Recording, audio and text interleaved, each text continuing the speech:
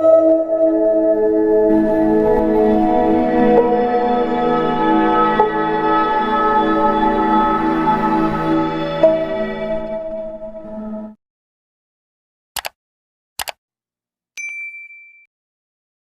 friends, welcome to Designing and Fabrication. আজি আমি discuss কৰিম workshop calculation and science or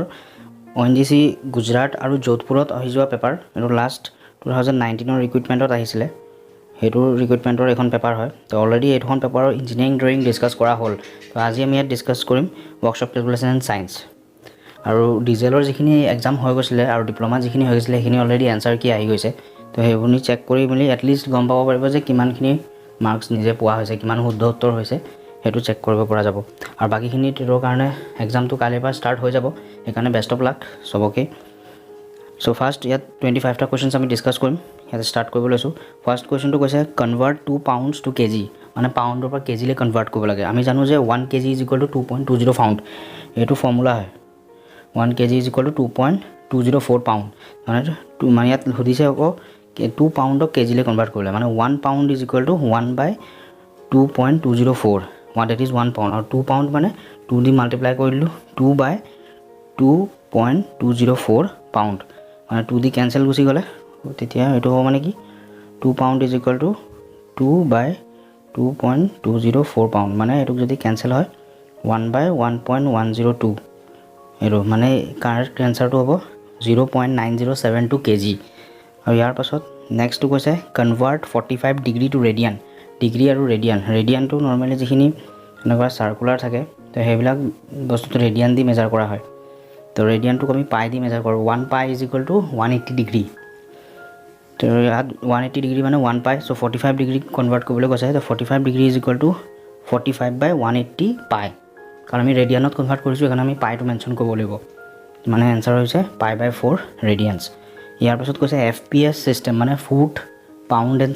second foot pound and second unit of length is foot লেন্থটো হৈছে foot আৰু পাউণ্ডটো হৈছে মানে ওজনটো কেজি যেটো ইন কেস অফ এমকেএছত কেজি ইয়াত হৈছে পাউণ্ড আৰু সেকেন্ডটো হৈছে টাইম ইয়াৰ পাছত কনভাৰ্ট 31/5 ইনটু মিক্স ফ্ৰেকশন মানে এটো কয় মিক্স ফ্ৰেকশন তো কেনে কইলো এটো এনেকুৱা থাকিলে তলত 5 এই কাৰণে এটো তলত 5 এ হ'ব ইয়াৰ যেটো ডিনোমিনেটৰ এটো ডিনোমিনেটৰটো সেম থাকিব তাৰ পাছত 6 * 5 + 1 ওপৰত যেটো থাকে এটো +1 হয় মানে ওপৰত যেটো থাকিব এটো প্লাস হ'ব তো 530 + 1 31 ইয়াৰ পাছত নেক্সট পইণ্টটো কৈছে 6 * 9 / 3 * 2 তো ডিভাইডেড বাই থকা কাৰণে এটো 6 * 9 / 3 * 2 যদি প্ৰবলেম হয় এনেকে পুট কৰিলে ডিভাইড চিন থাকিলে এনেকে পুট কৰিলে বেছি সুবিধা হ'ব সো ইয়াৰ পৰা ওলাই গল 9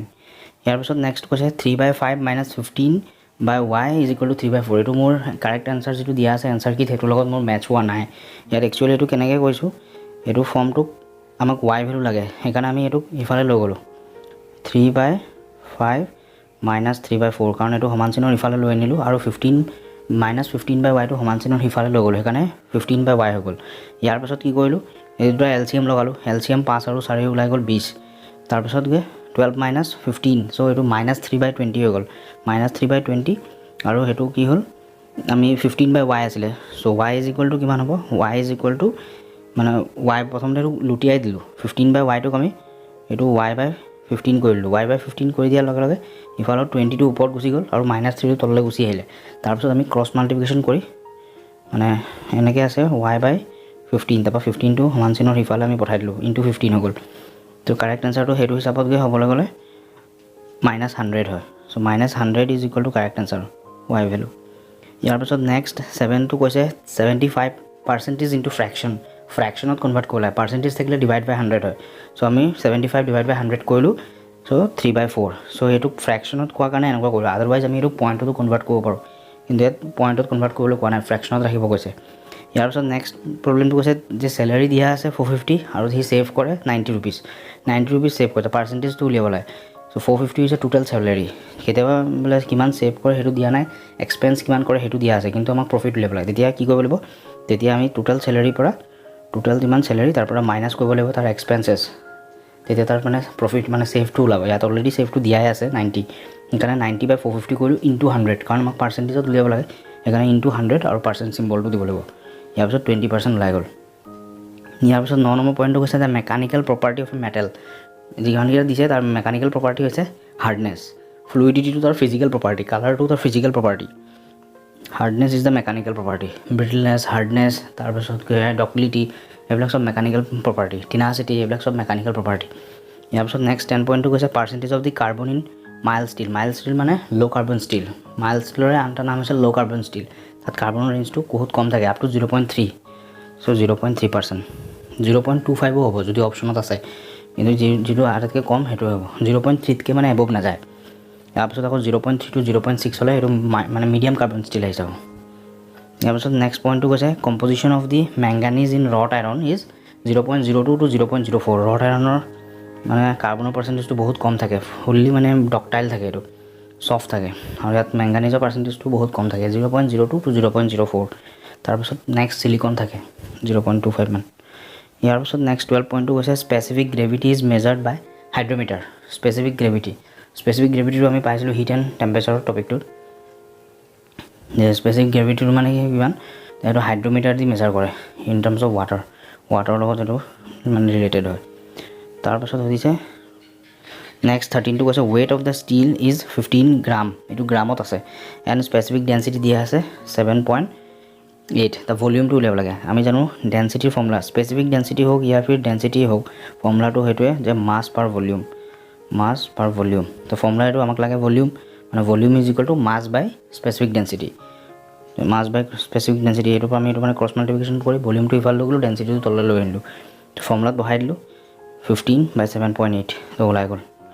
volume is equal two 1.923 centimetre cube ভলিউমটো এটা কিউবত থাকে চেণ্টিমিটাৰ কিউব এইটো কাৰণে কাৰণ এইটো CGS ফৰ্মত আছে কাৰণ এইটো গ্ৰাম বুলি কৈছে 15 গ্ৰাম কেজি বুলি থাকিলে তেতিয়াহ'লে মিটাৰ কিউব হ'লহেঁতেন এইটো CGSত আছে কাৰণে চেণ্টিমিটাৰ কিউব ইয়াৰ পিছত নেক্সট 14টো কৈছে train is moving 30 km/h speed লাগে মিটাৰ পাৰ ছেকেণ্ডত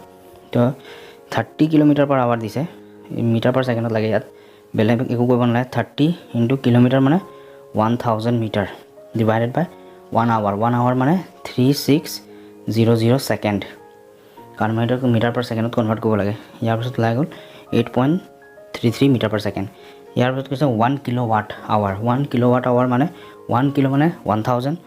ৱাট মানে জুল পাৰ ছেকেণ্ড আৰু আৱাৰ মানে হৈছে 3600 ছেকেণ্ড তো ভেলু আমি পুট কৰি দিলোঁ ইয়াত উত্তৰ ওলাই গ'ল 336 × 10⁵ জুল এইটো কাৰেক্ট আনচাৰ এইটো কেনেকৈও লিখিব পাৰি 3.6 × 10⁶ জুল কাৰণ যেতিয়া 10⁶ দিয়াৰ লগে লগে 3.6 আহি গ'ল কিন্তু যদি ইয়াত আমি 10 মানে 10 এটা দি পেলাই মাল্টিপ্লাই কৰি দিলোঁ তেতিয়া 36 আহি গ'ল 36 × 10⁵ হৈ যাব চ' দুইটাই কাৰেক্ট হ'ব ইয়াৰ পিছত নেক্সট 16টো কৈছে ছাবষ্ট্ৰেক্ট 2x² - 3x + 2 from 7x² + 5x - 7 তো এইটো যদি কনফিউজ হয় তেতিয়াহ'লে এনেকৈ লিখি ল'ব পাৰে যে 7x² + 5x - 9 মাইনাছ কাৰণ ইয়াত কৈছে এইটোক ছাবষ্ট্ৰেক্ট কৰিব লাগে এইটোৰ পৰা -2x² + 3x কেলে এইটো ইয়াত মাইনাছ আছে মাইনাছে প্লাছ হৈ গ'ল তাৰপাছত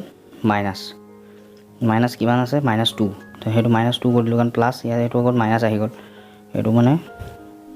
এনেকৈ 7x² + 5x - 9 এইটো মাইনাছ আৰু ইফালে 2x² - 3x + 2 যে +2 যিটো আছে